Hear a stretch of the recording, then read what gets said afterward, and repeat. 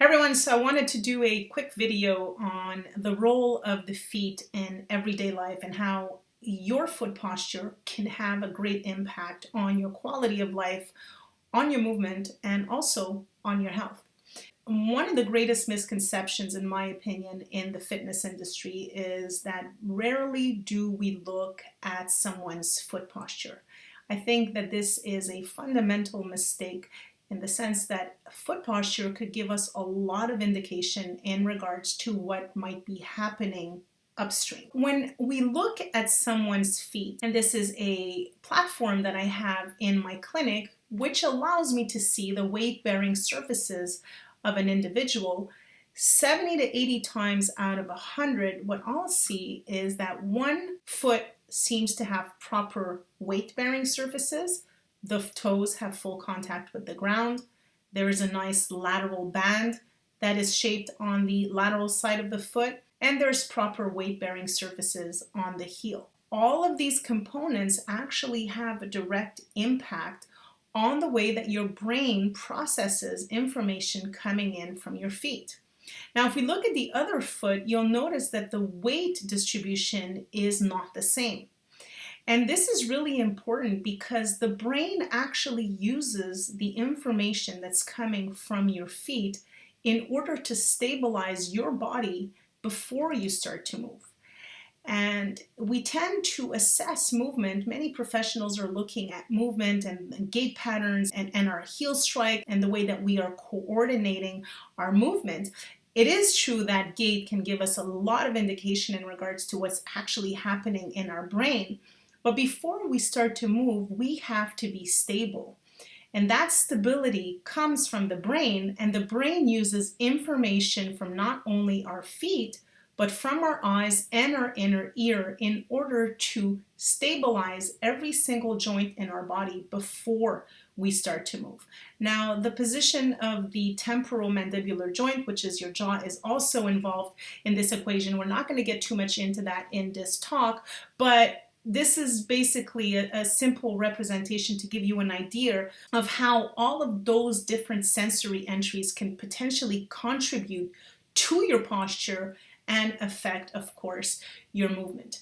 So to have a better understanding of how your foot posture can create an imbalance, let's start by talking about those little sensory receptors that are located in your skin. So if you were to take a piece of skin and zoom it up and look into it with a microscope, you'd see that there are mechanoreceptors, which are basically little antennas that send information to your nervous system. They connect to your spinal cord and go all the way up to a part of your brain called the sensory cortex, which is located here. This is a side view of the brain. And the sensory cortex is the part of the brain that receives sensory information. So if you're actually stepping on sand or on gravel, the information that comes in from the skin of your foot makes it to that area of your brain. And then the sensory cortex will then project onto your motor cortex, which is the part of the brain that allows you to move your muscular system. Now, you'll notice that these sensory receptors, those mechanoreceptors, have very precise functions. Some of them will relay information in regards to stretch. So is your skin being stretched? Is it being pulled on? Are you wearing different types of shoes that are modifying the shape of your foot? Are you walking on sand? Are you walking on ice?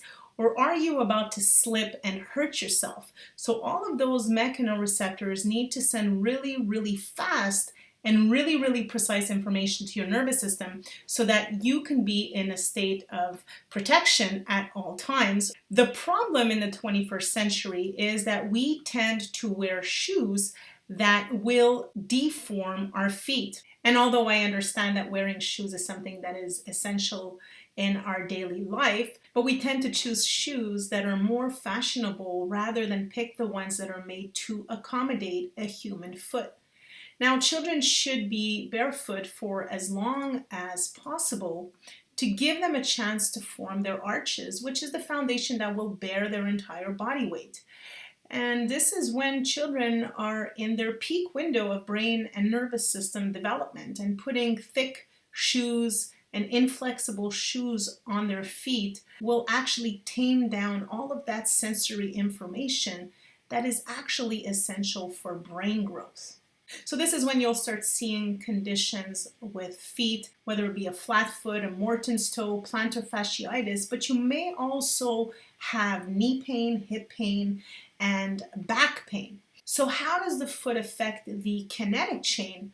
Well, because most of the population has a mixed foot, which is a mixture of a pronated foot and a supinated foot, a pronated foot will have an immediate impact on the knee because it creates an internal rotation of the lower leg, which is the tibia, which brings the knee in, and then an internal rotation of the femur, which is your leg, that causes the hip to move in a certain way.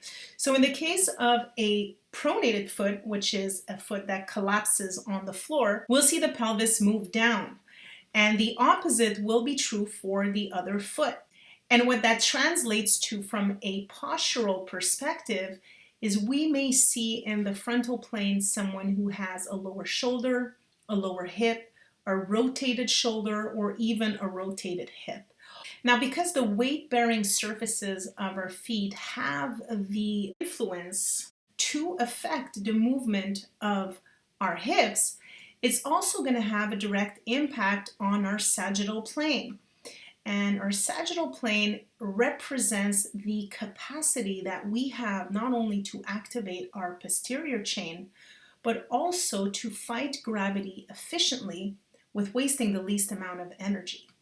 So because of this reality, a pronated foot will create an excessive curve of the lower back and an excessive curve of the upper back. So the minute that the lateral band of the foot stops having contact with the ground, it's going to start changing the curves of your spinal cord, creating somewhat of an anterior pelvic tilt. The full expression of this reality is when the midfoot collapses. When the midfoot collapses, funny things start to happen. You start getting the projection of your umbilicus and the rounded shoulders and the forward head posture that starts to take place. And this is referred to as a sway back posture. The flat back is associated to feet that are supinated in nature, and we'll notice that the weight-bearing surfaces on this foot is asymmetrical, and that's really that's an interesting component as well, because most of the time these foot imbalances are also asymmetrical in nature. So the supinated foot is going to be associated to the flat back. Now, when we're talking about a mixed foot, which is a supinated foot mixed with either a flat foot or a pronated foot, so what that will cause, it will cause an anterior pelvic tilt, but also a forward displacement of the center of gravity. And that's actually going to be extremely painful and detrimental for the aging of your spinal cord. So my good friend Ryan from Brain Chat posted a couple of months ago a really interesting post that spoke about chiropractic care and the effects of an aligned spine on the prefrontal cortex. The prefrontal cortex is that part of the brain that children form fully or is not fully formed up until the age of 8 years old. And it's a really, really important part of the brain because not only does it receive input from different regions of the brain, but it's responsible for executive functions, cognitive processes that involve controlling short-sighted behavior. It helps us act with a goal in mind. It's part of the brain that helps us stay motivated, help us stay happy and productive. So what we're finding now is that we can have an effect on the spine through the feet. And what you're looking at here is an image of an 8-year-old girl 3 weeks apart, where we worked solely on foot proprioception to see if we can have an impact on her sagittal plane. So this was in the context of 2 consultations And this is in a 3 weeks span. So how can you tell if you have a foot imbalance? But most importantly, what can you do about it to fix it? Well, the first thing that needs to be mentioned is that the foot has 3 pathways in which it can affect your posture. It can create an imbalance through the skin. It could create an imbalance through the muscles, but it can also create an imbalance through the actual position of your bones. So all 3 of those sensory entries, all 3 of those proprioceptive entries can have an impact on the way that you walk, but also on the way that you stand. So the first step would be to identify whether or not you have a foot imbalance. And you can do this either by stepping on a cardboard with wet feet and looking at your footprint. You can also do what I really like to do in my office is a one-legged stance, which will give you a real feeling as to what your foot is doing when you lift one foot off of the ground. But you can also look at the wear and tear of your shoes, whether in the forefoot or the rear foot. Anything that is asymmetrical is bound to create excessive stress on the body, excessive stress on all of your joints, and is certainly bound to affect your posture. So this was our basic introduction to our foot mechanics and gait cycle online webinar. I hope that you guys enjoyed it. For more information on our online courses or in-person courses, make sure to visit education.posturepro.co. Take care, guys.